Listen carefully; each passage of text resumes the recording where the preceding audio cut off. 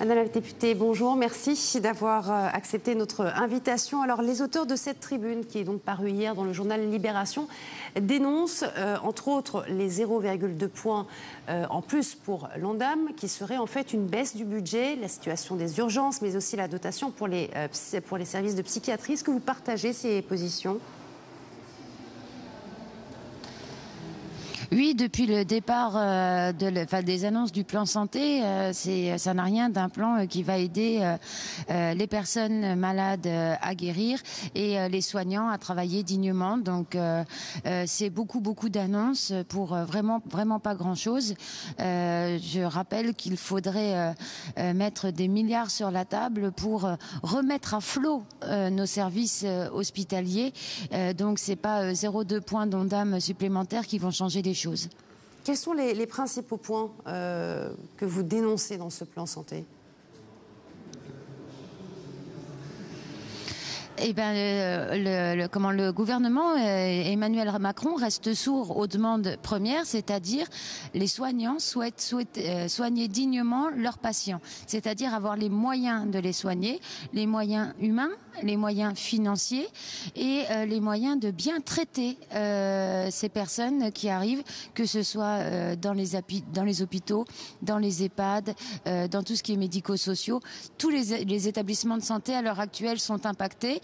Ça fait 2 décennies qu'on supprime des postes pour alléger les coûts des services publics. Ça fait 2 décennies qu'on n'arrête pas de rappeler qu'on va droit dans le mur. Maintenant, on est devant le mur.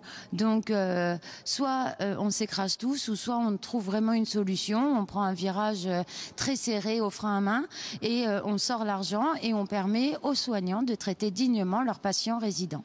Alors, le plan santé s'attaque aussi aux déserts médicaux. Il supprime le numerus clausus. Il prévoit des investissements en faveur de l'hôpital. Ce n'est pas une première étape vers une amélioration du système de santé ? Alors le numerus clausus, on salue ce choix qui faisait partie de nos propositions et nous sommes largement satisfaits que enfin cette absurdité, lorsque ça a été créé, soit enfin retirée. En ce qui concerne tous les autres points, il n'y a rien de concret. On parle d'organiser le travail des soignants, on parle de former les soignants, mais on est tous organisés, on est tous formés, on sait tout ce qu'il faut faire.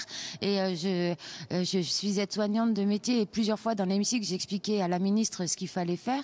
Donc, c'est beau les effets d'annonce, mais là, tous les établissements de santé vont mal et on met en péril la santé de tous les Français et ça, c'est très grave.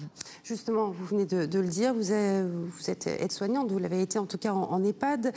Comment est-ce que vous décrivez la situation dans ces établissements et dans les établissements de soins d'une manière générale ? Alors, qu'on soit bien d'accord, le rapport a été fait sur les EHPAD.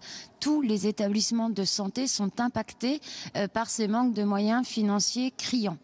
Et donc, il faut embaucher, il faut former les gens, il faut donner les moyens nécessaires. À titre d'exemple, vous savez, dans les EHPAD, quand on a demandé d'augmenter le ratio, ça avait un coût de 8 milliards d'euros. Et on nous a répondu, vous imaginez, il faudrait trouver 210 000 aides-soignants. J'ai l'impression qu'on vit dans un pays où il n'y a pas de chômage. J'ai l'impression qu'on vit dans un pays où les gens ne veulent pas faire notre métier. Et beaucoup de gens veulent faire notre métier. Sauf qu'actuellement, effectivement, notre métier il ne suscite pas l'envie parce qu'on se déplace pour aller travailler, pour maltraiter des gens. Et ça, c'est juste inadmissible. Et on ne peut pas continuer dans ces conditions parce que, et je le répète haut et fort, je pense qu'on traiterait des animaux comme on peut traiter certains de nos patients. La SPA serait sur le coup et très vite on prendrait des dispositions. Donc je ne vois pas pourquoi là on ne le ferait pas pour des personnes soit âgées en EHPAD ou soit malades dans les hôpitaux. Merci beaucoup Caroline Fiat.